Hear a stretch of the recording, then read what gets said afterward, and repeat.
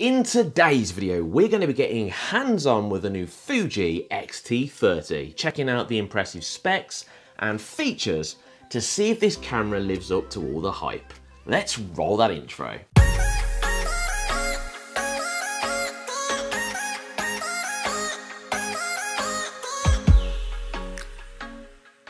Welcome to Ben's Guide, your guide to the best news, reviews and how-tos from the world of photography and video.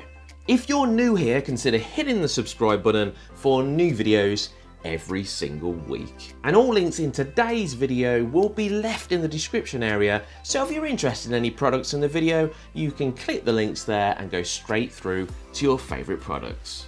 If you shoot Fuji or not, you're going to have to go some to find anyone that's not impressed with the mix of classic and retro design and feature-rich camera systems. Fujifilm has now released a X-T30. This is like the bigger yet smaller brother of the X-T20 and at the same time almost a stepbrother of the X-T3. Sounds a bit confusing, right? The reason the X-T30 has been closely compared to the X-T3 is because it shares a lot of the same features, which is good news if you're a Fujifilm user. So let's get down to business, shall we, and take a closer look at the Fuji X-T30. Right off the bat, this thing is tiny. That's right, it's so small. If you've got big hands, it could very easily get lost in your grip. Fortunately for me, here, you can see my hands are small, so the camera's not really lost in the hands. When a mirrorless camera is this small though, it does make me think, what things have they got rid of to make sure that they can get the body of the camera this small? We're going to talk about that later in the video, so make sure you stick with me towards the end. Let's carry on round the outside of the camera. Of course, Fujifilm have kept that familiar look, which is this beautiful mix of classic and retro design. Now, nothing on the top has actually changed from the X-T20. You've still got the exactly same dials in the same places. Coming round to the back of the camera, we now find ourselves with a little joystick. This has completely changed from the D-pad, which you found on the X-T20. With the joystick, you can control, obviously, the menu system, functions, and, of course, the focus points. Now, I will say, I hope you've got a small thumb because this joystick is tiny. Luckily, once again, my hands are very small, so I had no problem using the joystick function. The back display is a 3-inch touchscreen display. It is a 2.36 megadot OLED viewfinder with 100 frames per second refresh rate in boost mode. This is actually the same screen which is found on the X-T3, which is great news that Fujifilm didn't decide to just go with the X-T20 screen and save some money. You do have the same screen which is found on the bigger model, the X-T3, which is really impressive. If we visit the front of the camera, this is where we're greeted with one of the most impressive specs on the camera, and this is the sensor. Fuji have loaded in a new X-Trans 4 26 megapixel APS-C sensor. This is also found in the new higher priced X-T3.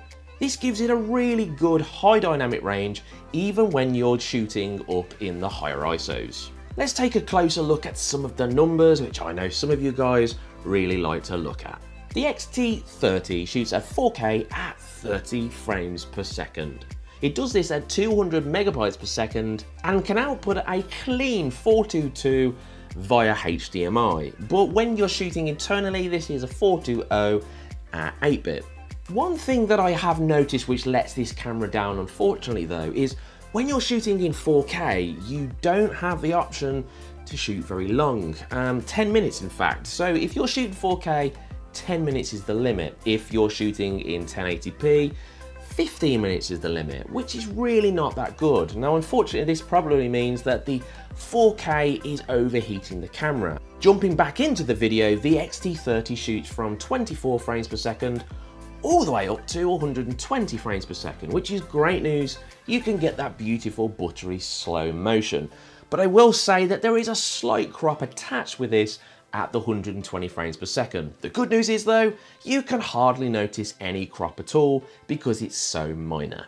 The autofocus system on the X-T30 is solid, and when I say solid, I mean really impressive. You have frame-to-frame phase detection points, which means that you can get your autofocus points all the way across your image. Another thing about the autofocus system is that they really improved the eye autofocus and the face tracking system. This means that you're just going to get a lot smoother and a lot quicker autofocus when you're moving between the phase detection points. The X-T30's mechanical shutter speed is 8 frames per second, which is really respectable for a camera of this size. If you're jumping up to electronic, then it's going to be 20 frames per second. What I love about the X-T30 as well is they've got the same film simulation system for the JPEGs as you find on the X-T3, and a lot of photographers will tell you this is really, really nice. It gives you this beautiful colours that you can change between vibrant looks and different classic looks, and you can do this in camera with your JPEG system. So I'm really glad that they've got this on the X-T30 and they brought this over from the more expensive, bigger brother, the X-T3. Now I did mention earlier that the size of the X-T30 is very, very small, and it did make me wonder what they've had to sacrifice to keep the size down while providing you with some really respectable features.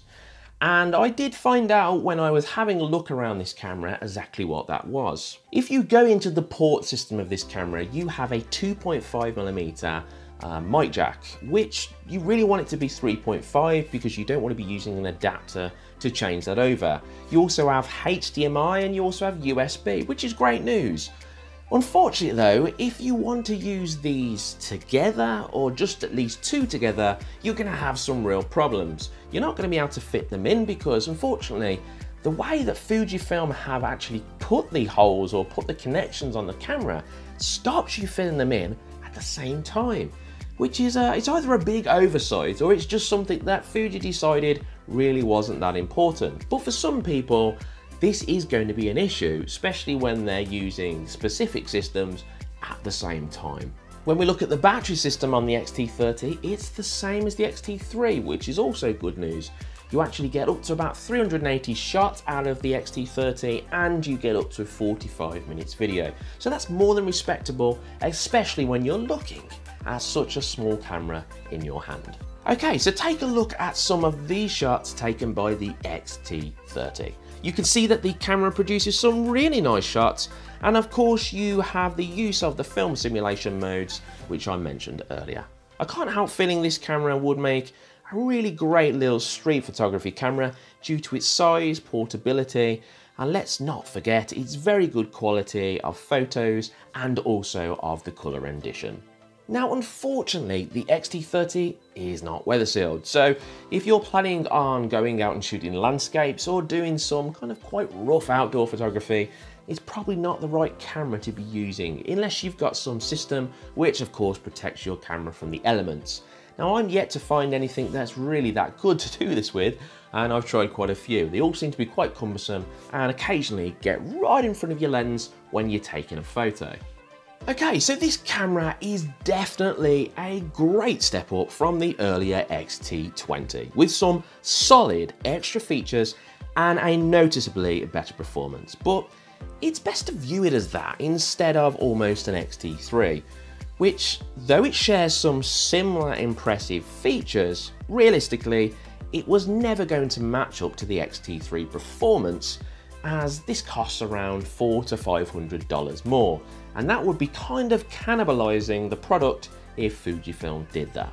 Now, all this being said in the video so far, I would highly recommend the very small but yet lovely X-T30. It's a solid camera. Not only does it look lovely, it also performs very well for its price range in both the realms of video and photography.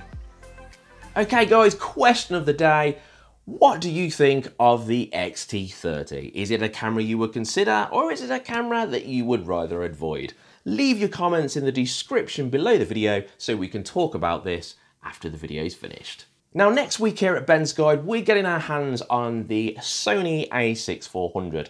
I'm really excited about testing out this new camera from Sony. It's supposed to have an amazing autofocus system, and it's also supposed to be touted as some very good vlogging camera, but I have heard some things about the screen, so make sure you check out that video, which you'll find here next week at Ben's Guide. I hope you've enjoyed today's video, guys. If you have, leave me a thumbs up, and if it's your first time here, make sure you hit the subscribe button and then the notification bell. Whatever you do today, make sure you have a great day, and I'll see you in the next video.